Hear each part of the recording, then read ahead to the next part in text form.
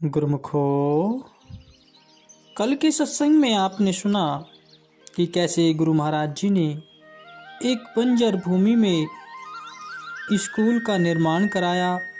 उसके बाद जो उसमें पानी की सुविधा नहीं थी, श्री गुरु महाराज जी की कृपा से उसमें पानी उपलब्ध हुआ और दूर दूर से बच्चों की कमी होने के कारण कैसे पुस्तकों का विज्ञापन के द्वारा छपवाया गया और सभी गांव-गांव, शहर-शहर में विज्ञापित किया गया।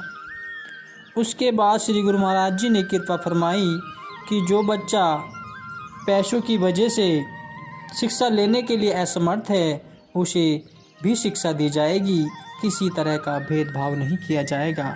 तो गुरुमुखो, आगे की लीला श्री गुरु महाराज जी की ध्यान से सुने। कई वर्षों पश्चात कमेटी के सदस्यों ने कई बार इस स्कूल की फीस बढ़ाने के लिए श्री चरणों में विनय की। तो श्री सद्गुरु दाता दयाल जी ने फरमाया कि हम तो चाहते हैं कि आप फीस पहले से भी कम कर दो ताकि गरीब माता पिता को कष्ट न हो। हमने स्कूल अपने लाभ के लिए नहीं बनाया है। यह स्कूल गरीब और संस्कारी बच्चों को पढ़ाने के लिए बनाया है। यहाँ के अध्यापक व अध्यापिकाएं पूरी लगन व परिश्रम से बच्चों को पढ़ाएं ताकि बच्चों का भविष्य अच्छे से अच्छा बन सके। वे यहाँ से पढ़कर जाएं तो आगे जाकर उन्हें उच्च पद प्राप्त हो सके। आज यहाँ से पढ़े हुए बच्चे नासा में चुने गए हैं, बड़ी बड़ी उपलब्धियाँ पा रहे हैं। यह सब श्री सद्गुरुदाता दयाल जी की अनंत करुणा और दया दिली का परिणाम है। श्री सद्गुरुदेव महाराज जी भी बेंगलोर कृपा फरमाते, इस स्कूल में भी कृपा करते और सत्संग भवन में सब बच्चों को श्री दर्शन का सौभाग्य प्राप्त होता।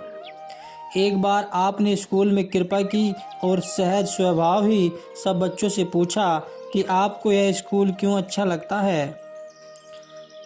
हम देखते हैं कि आसपास के स्कूलों में एयर कंडीशनर कक्षाएं हैं, बड़े बड़े खेल के मैदान हैं और अन्य सुविधाएं भी उपलब्ध हैं, फिर भी आप सबको यह स्कूल ही क्यों अच्छा लगता है।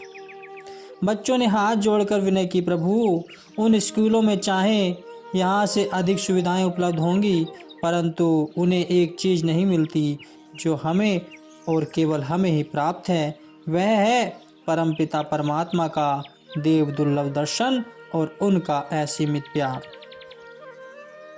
आपके अमृत तुल्य प्यार और स्नेह भरे आशीर्वाद के साथ आध्यात्मिक विद्या की जो दुर्लभ पूंजी हमें इस स्कूल में मिलती है, वह किसी भी स्कूल में नहीं मिलती।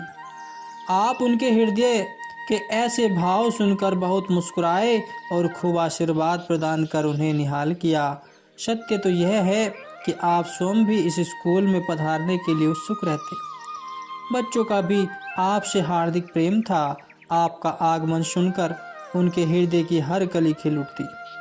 बैंड बाजे बजते हुए श्रीकार के आगे नाचते गाते हुए भव्य स्वागत करते और आपके सम्मुख भक्ति भाव से पूर्ण शिक्षाप्रद कर नाटिकाएं प्रस्तुत करते। आप भी उन्हें इसी प्रकार प्रेम में रंगा हुआ देखकर बहुत प्रसन्न होते। महापुरुषों के अथक प्रयासों के फलस्वरूप आज शिक्षा आनंद शिक्षा केंद्र विद्यालय CBSCI बोर्ड अपने प्रांत में प्रथम नंबर पर है। सन 1994 में जब वह स्कूल आरंभ हुआ तो इसमें प्रथम श्रेणी से लेकर कक्षा 4 तक के बच्चों को प्रवेश मिला। उस समय बच्चों की संख्या केवल 25 थी। फिर हर वर्ष एक एक कक्षा बढ़ाते हुए अब यह 10वीं कक्षा तक हो गया है। समय की बढ़ती मांग के अनुसार इसकी रचना में दिन प्रतिदिन वृद्धि होती गई। बिल्डिंग जो आरंभ में ही थी अब 3 ब्लॉक बन गई है। और स्कूल को CBSCI बोर्ड की मान्यता मिल जाने भी सरल नहीं था। बेंगलोर के गुरुमुख भक्तों ने बहुत प्रयास किए इसे मान्यता दिलाने के लिए।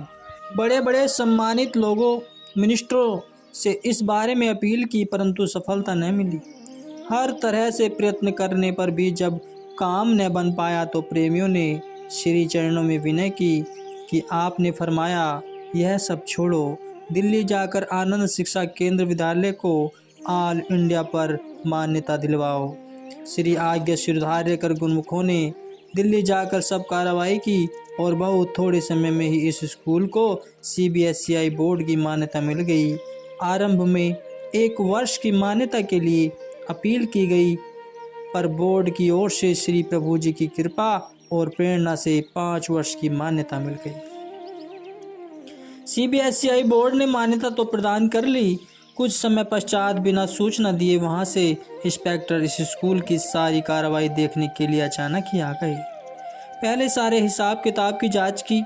पता चला कि इस स्कूल में तो कोई डोनेशन भेंट ही नहीं ली जाती।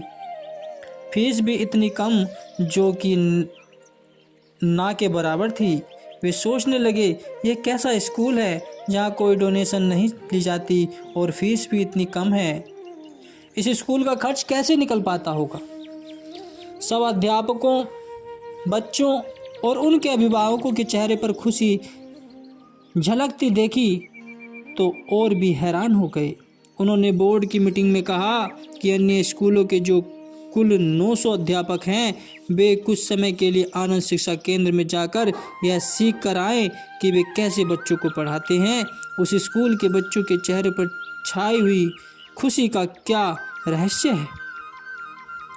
प्रशिक्षण लेने के लिए स्थान स्थान से आए सभी अध्यापकों ने मिलकर एक ही निष्कर्ष निकाला कि जहां महापुरुषों की अनवरत कृपा बरसती हो, उस स्थान की कोई कैसे बराबरी कर सकता है। इसलिए यह स्कूल सभी स्कूलों में सर्वोपरि है। जब प्रथम बार 10वीं कक्षा की बोर्ड की परीक्षा होनी थी तो श्री गुरु महाराज जी के आशीर्वाद से सब बच्चे मेरिट लिस्ट में आए और कईयों को तो 100% नंबर मिले। इस स्कूल के बच्चों पर कुछ ऐसी विशेष कृपा थी कि वे जिस प्रतियोगिता में भाग लेते उसमें उत्तीर्ण होकर स्वर्ण पदक के अधिकारी बनते। पढ़ाई का स्तर तो पहले से ही सबसे ऊपर था। आनंद शिक्षा केंद्र का नाम पूरे कर्नाटक प्रांत में प्रसिद्ध हो गया। दयानिधि महादयालु प्रभुवर हृदय करुणाधार, पहुँचे पल भर में भक्तों की, सुनकर करुण उपकार, न करते परवाह निज तन की, सहते कष्ट अपार, दीन बंधु न इन सम कोई, ये दया के हैं अवतार। महाप्रभु जी की करुणा और दयालुता का तो न कोई परोकार है और न ही कोई और छोर है। जो भी उन्हें प्रेम से पुकारता है, अपने सुकोमल तन की परवाह किए बिना वे वहां पहुंच जाया करते हैं। ऐसा ही एक बार का वृतांत गुरुमुखो कि जब श्री प्रभु जी ने विदेश से बेंगलोर की कृपा फरमाई, आप जब भी वहां जाते तो आनंद शिक्षा केंद्र स्कूल में अवश्य कृपा करते, परंतु समय की न्यूनता के कारण आपने यह संदेश भिजवा दिया कि स्कूल का शिक्षक स्टाफ विवेक धाम में ही श्री दर्शन हेतु आ जाए। इस बार स्कूल में न जाना होगा। तो श्री आज्ञा पाकर शाम के समय सभी शिक्षक आश्रम में आ गए। उधर बच्चों को जब यह सूचना मिली कि श्री गुरु महाराज जी इस बार स्कूल में नहीं आएंगे तो वे बहुत निराश हो गए। उस दिन स्कूल से जाकर उन्होंने न कुछ खाया और न ही कुछ पिया। मासूम भोले बच्चों ने यह सुना था कि भगवान भजन करने से प्रसन्न होते हैं, इसलिए वे सब भजन पर बैठ गए। महाप्रभु जी की न्यारी लीला देखो। रात्रि के 12 बजे स्कूल के प्रिंसिपल को यह शुभ संदेश मिला कि श्री गुरु महाराज जी सुबह श्री आरती पूजा के पश्चात स्कूल में कृपा करेंगे, सबको सूचित कर दें। प्रिंसिपल ने तुरंत ही सभी अध्यापकों को सूचित किया। वे सब शाम के समय श्री आश्रम में आई थी। सूचना पाकर आश्चर्यचकित रह गईं और मन ही मन बहुत प्रसन्न हुए। उन्होंने शीघ्र ही वहां पहुंचकर शुभ आगमन की सब तैयारियां की। सब बच्चे भी स्कूल पहुंच गए। श्री प्रभु जी ने आकर बच्चों को खूब निहाल किया, प्रसाद दिया, अपने पावन आशीर्वादों से मालामाल कर दिया। प्रभात समय श्री दर्शन की मनोहर झलक पाकर सब बच्चे खुशी से झूमने लगे। उनकी अंतरात्मा को सच्ची व अनमोल निधि जो प्राप्त हो गई थी। आप वापस पधारने के पश्चात बच्चों ने अध्यापिकाओं से कहा कि आपको मालूम है कि श्री गुरु महाराज जी ने स्कूल में कृपा क्यों फरमाई। वे सब उनके प्रश्न का कोई उत्तर दे इससे पहले ही बच्चों ने रात्रि में जो उनके साथ घटित हुआ वह सब कह सुनाया। बच्चों की भजन पर बैठे बैठे जब जरा सी आँख लगी तो उन्हें श्री प्रभु जी ने स्वप्न में आकर फरमाया कि तुम निराश और उदास न हो, हम प्रातः ही स्कूल में आएंगे तुम्हारे पास। बच्चों के मुख से इतना सुनना था कि सभी अध्यापिकाएं अति भावुक होकर प्रेमाक्षु बहाने लगी। किस प्रकार महाप्रभु हर जीव की पुकार को सुनकर उनके पास पहुंचते हैं, यह महाप्रभु जी की असीम उदारता है। श्री सद्गुरुदेव महाराज जी की आज्ञा से भक्त जी ने सिलाई सेंटर के लिए जमीन खरीद ली थी। स्कूल के निर्माण के साथ साथ इस स्थान का निर्माण कार्य आरंभ किया। इनके मन में श्री दर्शन एवं नाम दान लेते ही एक दिव्य जागरूकता उत्पन्न हो गई। प्रत्येक श्री आज्ञा का पालन करना और तन प्राण से उसे पूर्ण करना इनके जीवन का मुख्य अंग था। इस उद्देश्य के सम्मुख यह हानि लाभ का कुछ भी विचार न करते। इन्होंने संपूर्ण क्षेत्र को साफ करवाकर उसकी रूपरेखा भी श्री प्रभु जी की मौज अनुसार ही तैयार कराई। इस पर अभी केवल पार्क और कुछ एक कमरे ही बने थे। इसका उद्घाटन करने के लिए श्री चरणों में विनय की कि श्री प्रभु जी ने महात्मा अनंत दर्शनानंद जी व अन्य गुरुमुख और आई हुई संगत को वहां पहुंचने की श्री आज्ञा फरमाई। बेंगलोर में जहां भी प्रेमियों को विदित हुआ वे भी उत्सुकता से वहां पहुंच गए। प्रातः 10 बजे श्री कार मधुर हॉर्न बजाती हुई सिलाई सेंटर के गेट पर पहुंच गई। प्रेमी गुरुमुखों ने कार के दोनों ओर खड़े होकर हाथ जोड़कर श्री कार में दर्शन किए। आपकी मधुर मुस्कान सबके अंतर्मानस में अलौकिक प्रसन्नता भर रही थी। वहां पर भक्त जी ने उस पार्क के एक ओर जो मंडप बनाया उसकी अनूठी शोभा को देखकर सब आश्चर्यचकित हो गए।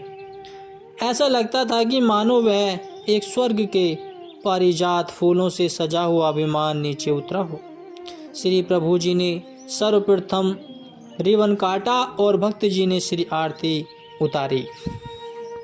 महाप्रभु जी जब मोती मणियों से सुसज्जित सिंहासन पर समासीन हुए तो ऊपर से पुष्प वृष्टि की गई। भक्ति में संगीत की धुन के साथ श्री प्रभु जी का स्वागत किया गया। उस समय के दिव्य अलौकिक नज़ारे का वर्णन तो हो ही नहीं सकता। समस्त दर्शनार्थी जिज्ञासुओं के हृदय में इसका आलोक जगमगा उठा। सम्मुख श्री प्रभु जी के मुस्कुराए हुए ज्योतिर्मय मुखमंडल पर प्रकाश की किरणों की आभा इलाही नूर बरसा रही थी। श्री वचन हुए कि आप सब विचारवान सत्संगी यह समझते ही होंगे कि संसारी आदमी किस मतलब व इच्छा से मायावी वस्तुओं को प्राप्त करने के लिए कई यत्न करता है और कई प्रकार से ऐसे समागम रचता है जिससे उसे मतलब की वस्तु प्राप्त हो सके। धन की इच्छा है तो धन के लिए यत्न करता है। किसी को मान रुतबा चाहिए तो वह उसके मुताबिक कार्रवाई करता है, प्रयत्नशील रहता है।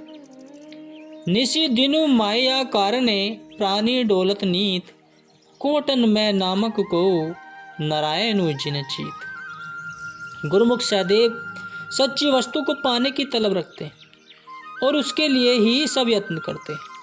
जैसे आज भक्त जी ने यहाँ सबको बुलाकर सबका स्वागत किया, इसलिए अपनी चीज को प्राप्त करने के लिए वह यह कि सत्पुरुषों के दर्शन और सत्संग की कामना पूर्ण हो सके। गुरुमुख सदा इसी तलब को लेकर प्रयत्नशील रहते हैं।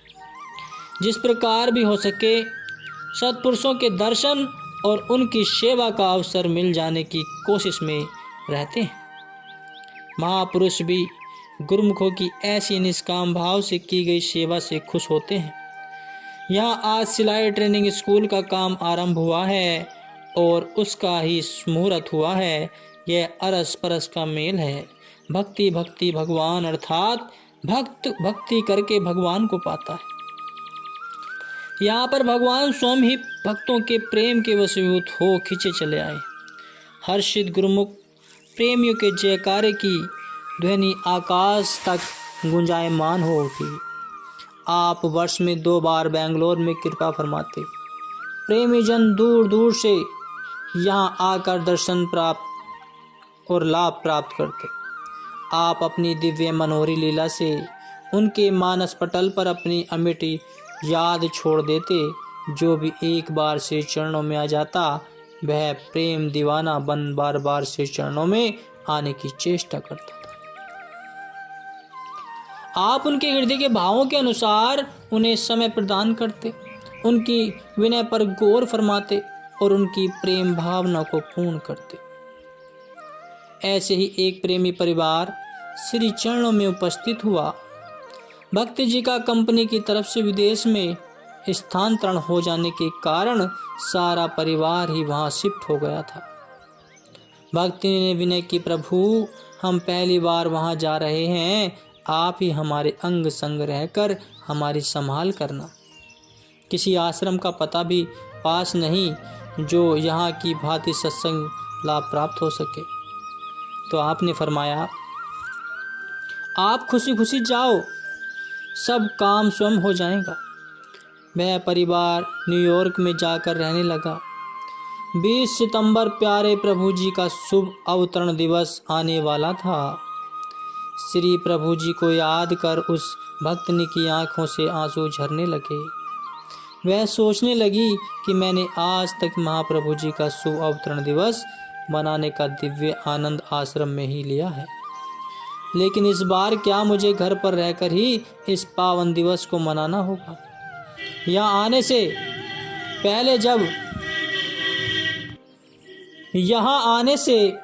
पहले जब मैंने श्री चरणों में विनय की थी तो श्री वचन हुए थे कि सब अपने आप को हो जाएगा। आज आश्रम का पता होता तो मैं स्वयं ही वहां चली जाती। इन्हीं विचारों में खोई हुए भक्तनी अपने ऑफिस पहुंची। अपनी मेज पर पड़े हुए एक निमंत्रण पत्र को देखकर वह चौंक गई। शीघ्रता से उसे खोलकर पढ़ने लगी। पढ़ते पढ़ते उसकी आंखों से प्रेमाश्रु छलकने लगे, क्योंकि यह कोई साधारण निमंत्रण नहीं था जिसकी उसे तीव्र इच्छा थी। यह निमंत्रण पत्र वहां से ही आया था। उस पत्र पर आश्रम का पता लिखा हुआ था। कार्यक्रम के बारे में सब सूचना देने के साथ यह भी लिखा था कि हमारा एक भक्त आपको घर से आश्रम पर ले आएगा। भक्तनी की प्रसन्नता की कोई सीमा नहीं रही। आज उसको मनो अभिलाषा पूर्ण होने वाली थी। उसकी मनो अभिलाषा पूर्ण होने वाली थी। शाम काल जब वह घर पहुंची तो तुरंत ही सारा परिवार आश्रम जाने के लिए तैयार होकर बैठ गया। निश्चित समय पर एक भक्त जी ने कार उनके घर के आगे लाकर रोकी। वे सब कुछ ही देर में आश्रम पहुंच गए। वहां काफी संगत आई हुई थी। महाप्रभु जी का शुभ अवतरण दिवस बहुत ही धूमधाम से मनाया गया। श्री आरती पूजा का कार्यक्रम हुआ, सत्संग हुआ। प्रेमियों ने अपनी हार्दिक प्रसन्नता को प्रकट करते हुए शुभ अवतरण दिवस के उपलक्ष्य में भजन गाए। इस आनंद और खुशी के वातावरण में हर प्रेमी झूमने नाचने गाने लगा। कार्यक्रम की समाप्ति के पश्चात वह भक्तनी बाई जी के पास जाकर आभार प्रकट करने लगी। आपने निमंत्रण पत्र और भक्त जी को भेजकर हमारे पर जो उपकार किया है, हम उसके लिए आपके बहुत शुक्रगुजार हैं। बाई जी ने जब यह सुना तो वह आश्चर्यचकित तो कहने लगी कि हमने तो न कोई निमंत्रण पत्र छपवाए हैं और न ही किसी को भेजा है। कौन से भक्त जी आपको लेने आए, हमें तो उसके बारे में कोई जानकारी नहीं है। आप ही जानती होंगी कि आपको कौन लेने आया है। अब बारी थी भक्तनी के चुकाने की। आप उसे यह समझते देर न लगी कि श्री प्रभु जी ने अपने वचनानुसार उन्हें स्वयं आकर आश्रम का पत्र लिखवाया था और महाप्रभु जी की असीम कृपा को स्मरण कर वह नतमस्तक हो गई। सचमुच कितने दयालु और कृपालु हैं गुरुदेव। जो गुरुमुख सच्चे मन से श्री गुरु महाराज जी को याद करता है, उनको मन से याद करता है, प्रभु दौड़े चले आते हैं, अपने भक्त की अरदास पर खींचे चले आते हैं।